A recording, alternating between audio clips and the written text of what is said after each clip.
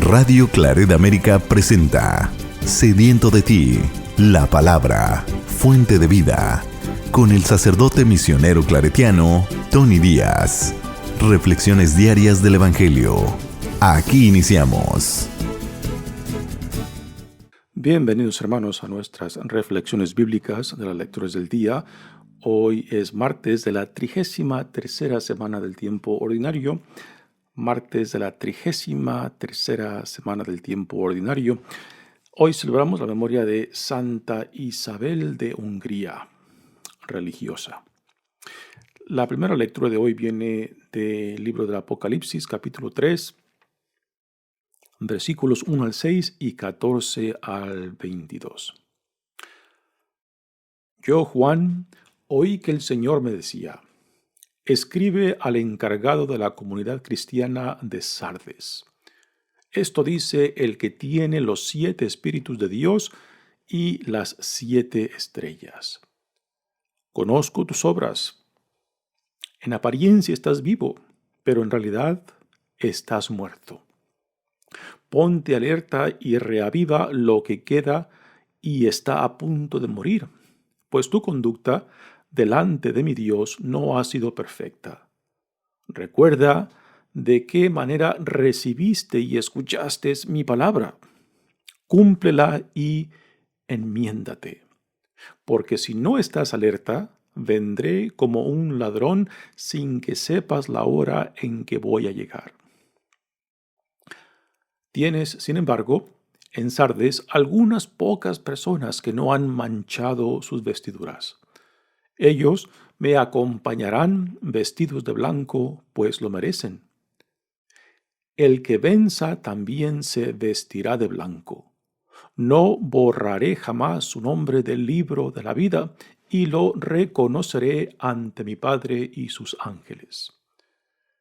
El que tenga oídos, que oiga lo que el Espíritu dice a las comunidades cristianas. Escribe al encargado de la comunidad cristiana de Laodicea. Esto dice el que es el Amén, el testigo fiel y veraz, el origen de todo lo creado por Dios.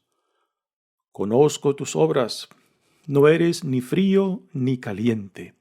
Ojalá fueras frío o caliente, pero porque eres tibio y no eres ni frío ni caliente, estoy a punto de vomitarte de mi boca. Dices que eres rico, que has acumulado riquezas y que ya no tienes necesidad de nada. Pero no sabes que eres un desdichado, miserable, pobre, ciego y desnudo. Por eso te aconsejo que vengas a comprarme oro purificado por el fuego, para que te enriquezcas, vestiduras blancas para que te las pongas y cubras tu vergonzosa desnudez, y colirio para que te lo pongas en los ojos y puedas ver. Yo reprendo y corrijo a todos los que amo. Reacciona pues y enmiéndate. Mira que estoy aquí, tocando la puerta. Si alguno escucha mi voz y me abre, entraré a su casa y cenaremos juntos. Al que venza lo sentaré conmigo en mi trono, lo mismo que yo, cuando vencí, me senté con mi Padre en su trono. El que tenga oídos, que oiga lo que el Espíritu dice a las comunidades cristianas. Palabra de Dios. El salmo responsorial es el Salmo 14 y el responsorio es: ¿quién será grato a tus ojos, Señor? ¿Quién será grato a tus ojos, Señor? El hombre que procede honradamente y obra con justicia, el que es sincero en todas sus palabras y con su lengua a nadie desprestigia. Quien no hace mal a su prójimo, ni difama al vecino, quien no ve con aprecio a los malvados, pero honra a quienes temen al Altísimo. quien presta sin usura y quien no acepta soborno en prejuicio de inocentes. Ese será agradable a los ojos de Dios eternamente. ¿Quién será grato a tus ojos, Señor? El Evangelio de hoy viene de Lucas, capítulo 19, versículos 1 al 10. En aquel tiempo Jesús entró en Jericó y al ir atravesando la ciudad, sucedió que un hombre llamado Zaqueo, jefe de publicanos y rico, trataba de conocer a Jesús, pero la gente se lo impedía porque Zaqueo era de baja estatura. Entonces corrió y se subió a un árbol para verlo cuando pasara por ahí. Al llegar a ese lugar, Jesús levantó los ojos y le dijo: Zaqueo, bájate pronto, porque hoy tengo que hospedarme en tu casa. Él bajó enseguida y lo recibió muy contento. Al ver esto, comenzaron todos a murmurar diciendo: ha entrado a hospedarse en casa de un pecador. Zaqueo, poniéndose de pie, dijo a Jesús: Mira, Señor, voy a dar a los pobres la mitad de mis bienes, y si he defraudado a alguien, le restituiré 4 veces más. Jesús le dijo: Hoy ha llegado la salvación a esta casa, porque también él es hijo de Abraham, y el Hijo del Hombre ha venido a buscar y a salvar lo que se había perdido. Palabra del Señor. Muy bien, damos comienzo a nuestra reflexión de las lecturas del día, pero antes de entrar a las lecturas, digamos un poco acerca de Santa Isabel de Hungría, a quien honramos hoy día martes de la 33ª semana de tiempo ordinario. Isabel nació en el año 1207, hija del rey Andrés II de Hungría. A la edad de 13 años la casaron con Luis IV. Luis IV era un terrateniente muy importante y también tenía fama de ser un hombre muy religioso, muy hasta este punto de cierta santidad, ¿no? Pero la suegra, la madre de Luis IV, pues tenía cierta envidia a Isabel y se oponía al matrimonio. Y después de casados, pues le hacía la vida un poco imposible a Isabel. Isabel era una mujer alegre, generosa y muy guapa. Fundó varios hospitales, casas de beneficencia para niños y huérfanos. Vestía modestamente y comía con mucha moderación. Así que aún ya de casada y siendo madre, siendo esposa, pues tenía cierta devoción religiosa y cierta, pues, digamos, popularidad entre la gente por su carácter, por su personalidad y también por su generosidad. Y era muy querida. En el año 1227, el esposo Luis IV se embarca en una campaña de cruzadas, pero al tercer mes de esta campaña, pues él muere de la peste, una de las muchas pandemias que en aquel entonces pegaban en Europa.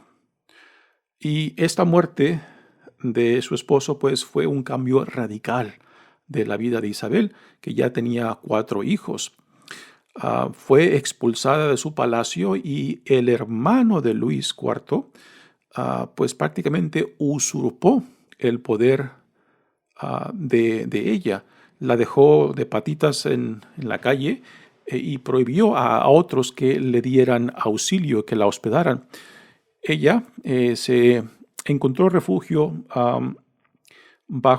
sobre la religión y también sobre un sacerdote que se dispuso para ayudarla en su crecimiento espiritual. Sufrió mucho aún bajo este sacerdote que la guiaba, quien creó también para ella muchas causas de sufrimiento por la forma estricta y rígida por la cual implementaba su seguimiento y crecimiento de Isabel.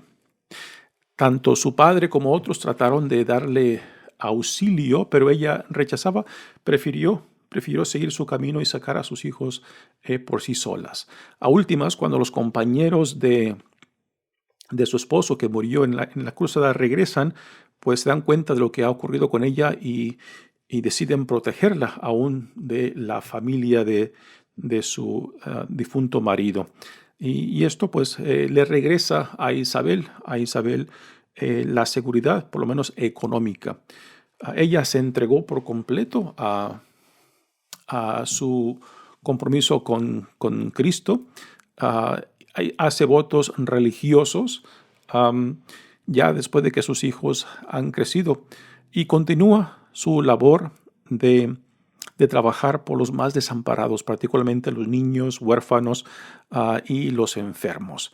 Pues hoy en este día recordamos a esta santa Isabel de Hungría por su testimonio y generosidad de vida, particularmente por aquellos pues más necesitados, los niños, huérfanos y los enfermos. Bueno, pasamos ahora a la primera lectura, que es del Apocalipsis. Seguimos leyendo y hoy leemos la segunda y tercera carta de 7 que Cristo dirige al autor de este libro, Juan, y que van dirigidas a 7 comunidades. Así que hoy leemos las cartas a la comunidad de Sardes y la de Laodicea. Dice la lectura: Yo, Juan, oí que el Señor me decía: escribe al encargado de la comunidad cristiana de Sardes. Esto dice el que tiene los 7 espíritus de Dios y las 7 estrellas. A diferencia de la primera carta que leímos a Éfeso, esta carta pues no tiene la misma iniciativa de reconocer a las partes buenas de la comunidad de Sardes, sino que se lanza directamente a las debilidades, se lanza directamente a identificar lo malo que están viviendo y lo que no están haciendo, ¿no? Dice: conozco tus obras, en apariencia estás vivo, pero en verdad estás muerto. Aquí no suaviza nada el golpe de estas palabras, la revelación que Jesucristo le da a Juan. Aquí va directo, no plantea un acercamiento tal como lo hizo en la carta a la comunidad de Éfeso. Aquí va directamente a los problemas de esta comunidad de Sardes. Dice: ponte alerta y reaviva lo que queda y está a punto de morir. Así que no pierde tiempo Jesucristo en esta revelación, en este mensaje a esta comunidad de Sardes. Él dice: estás a punto todavía de salvar algo de lo que piensas que tienes. Piensas que estás muy bien, pero en realidad estás viviendo una vida en muerte, ¿no? Y aunque esta carta pues va dirigida a una comunidad particular, no cabe duda que aún también nosotros hoy en día podemos aprender mucho de esta carta, ¿no? Lo cual, la primera pregunta que debe salirnos, ¿no? ¿Cómo es que nosotros estamos viviendo hoy en día? Si estamos respondiendo a la iniciativa del Dios que viene constantemente a nosotros, ¿no? Del Dios que nos llama para vivir con intensidad y con entrega y con compromiso la vida a la cual Dios nos llama en Jesucristo. Continúa: recuerda de qué manera recibiste y escuchaste mi palabra. Cúmplela y enmiéndate. Son palabras fuertes, ¿no? La cual Dios, Jesucristo, le exige a los hermanos de Sardes, pues, de que reconsideren la forma que están viviendo. Porque si no estás alerta, vendré como un ladrón, sin que sepas la hora y en que voy a llegar. Ah, son palabras muy semejantes a las parábolas que Jesús da a sus discípulos de estar siempre alerta, pues no saben el tiempo ni la hora en cuando el Señor venga a ellos. Y continúa diciendo, tienes, sin embargo, en Sardes algunas pocas personas que no han manchado sus vestiduras. Ellos me acompañarán vestidos de blanco, pues lo merecen. El color blanco es un símbolo de pureza, de santidad, ¿no? Y es un color que se menciona varias veces en esta carta como símbolo de aquellos que se han mantenido fiel a la vida en Cristo, fiel al llamado, fiel al reino. Dice, el que venza también se vestirá de blanco. No borraré jamás su nombre del libro de la vida. ¿Qué es este libro de la vida?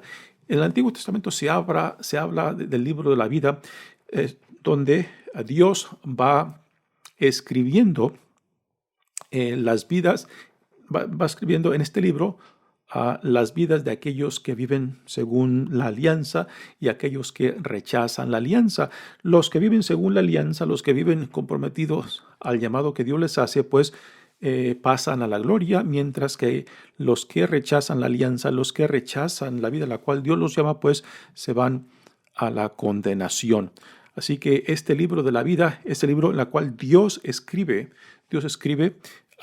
quiénes son los hijos e hijas de Dios y quienes han rechazado ese llamado. Dice, el que tenga oídos, que oiga lo que el Espíritu dice a las comunidades cristianas, ¿no? También estas son palabras que encontramos varias veces en los evangelios, de estar atentos, de estar alertas, no simplemente para escuchar, sino también para responder, ¿no? Y estas son palabras obvias también para nosotros, para considerar cómo es que estamos respondiendo a la iniciativa de Dios que viene constantemente a nosotros. Ahora viene la segunda carta a la Odisea. Dice, escribe al encargado de la comunidad cristiana de la Odisea, esto dice el que es el Amén, el testigo fiel y veraz, el origen de todo lo creado por Dios. Conozco tus obras. No eres ni frío ni caliente.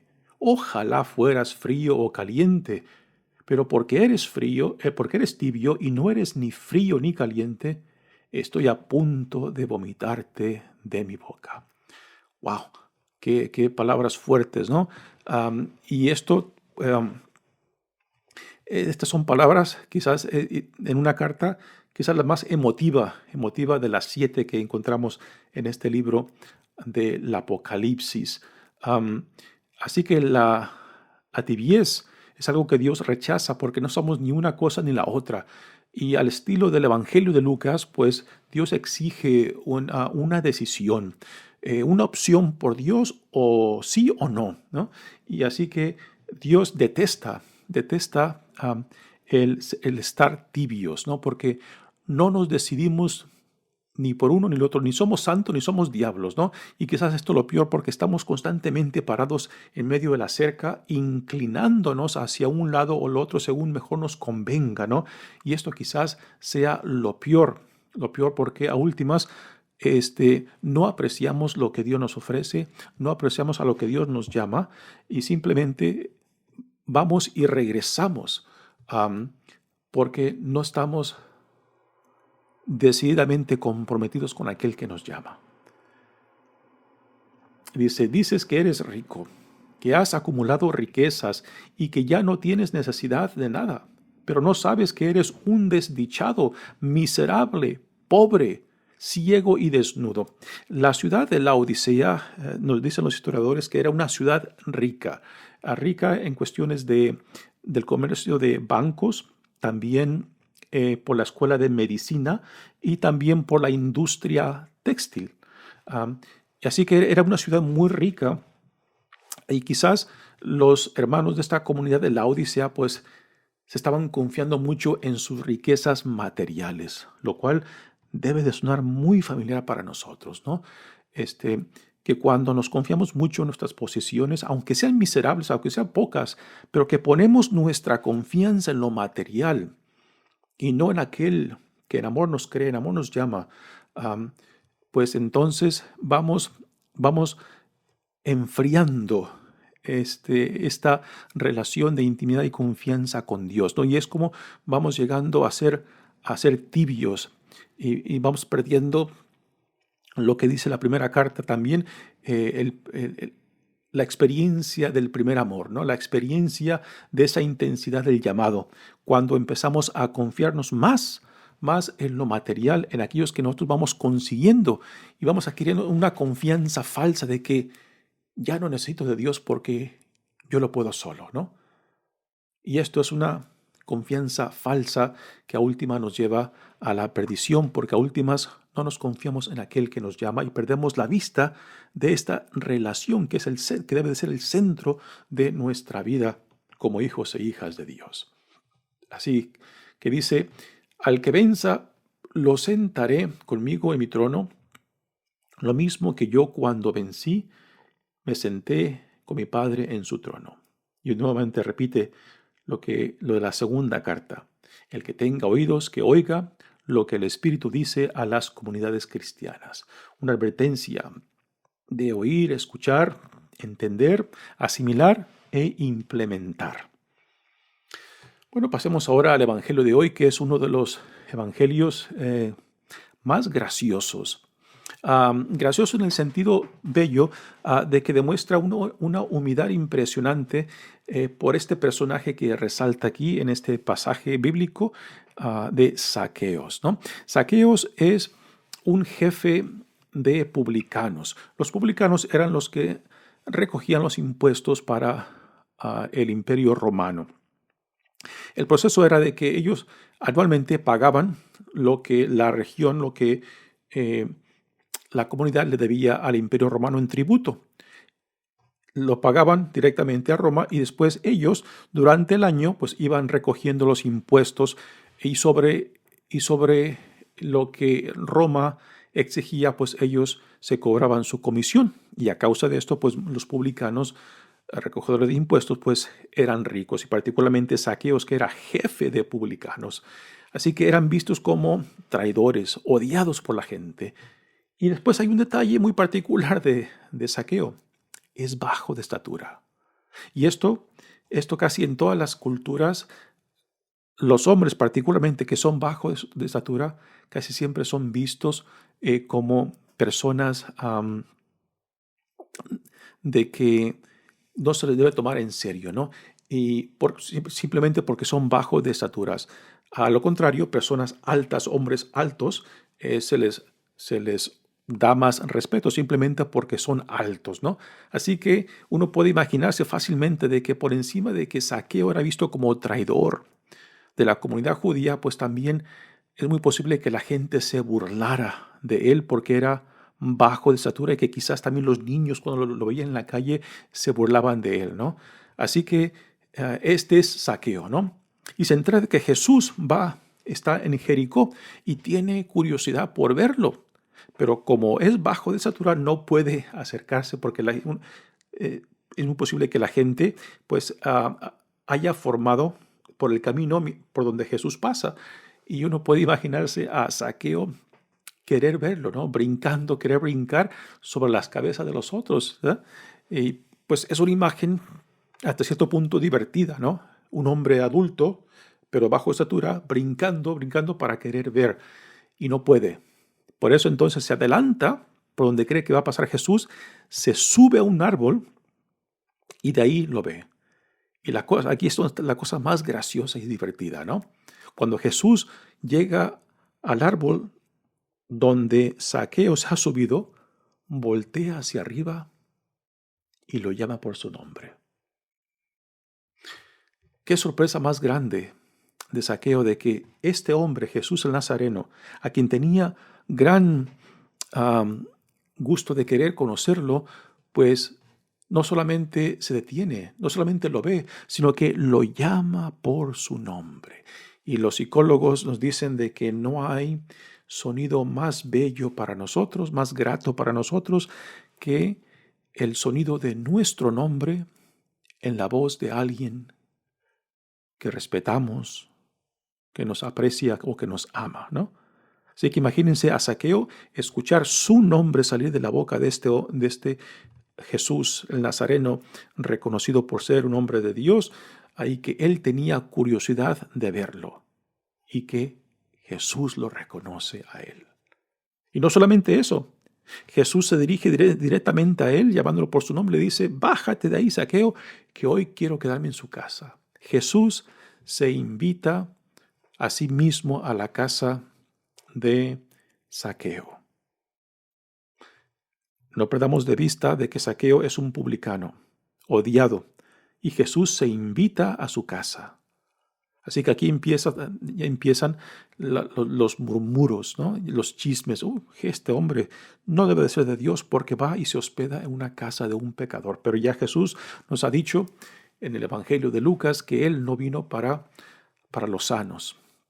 Él vino para venir en busca de los que están necesitados de la gracia de Dios, de la salvación de Dios, de la sanación de Dios.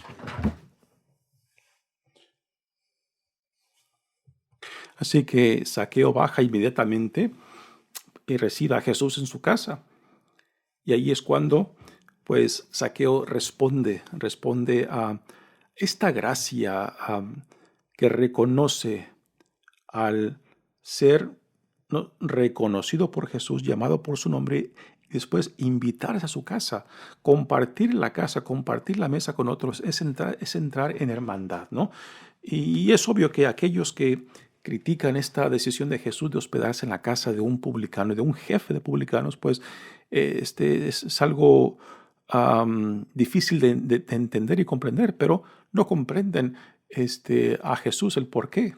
Porque va en busca de lo que estaba perdido, de los que necesitan la salvación de Dios, ¿no? ¿Y quién de nosotros no necesita la salvación de Dios? ¿Quién de nosotros no está necesitado del perdón, de la sanación, de que lleguemos a ver lo que Dios ve en nosotros y ya ama en nosotros, ¿no? Así que aquí viene el gozo de este encuentro de Zaqueo con Jesús, lo cual provoca un cambio en Zaqueo, lo cual lo mueve a pagar si es que se le acusa de que ha abusado de su posición y de que quizás haya cobrado más de lo que debía en comisión.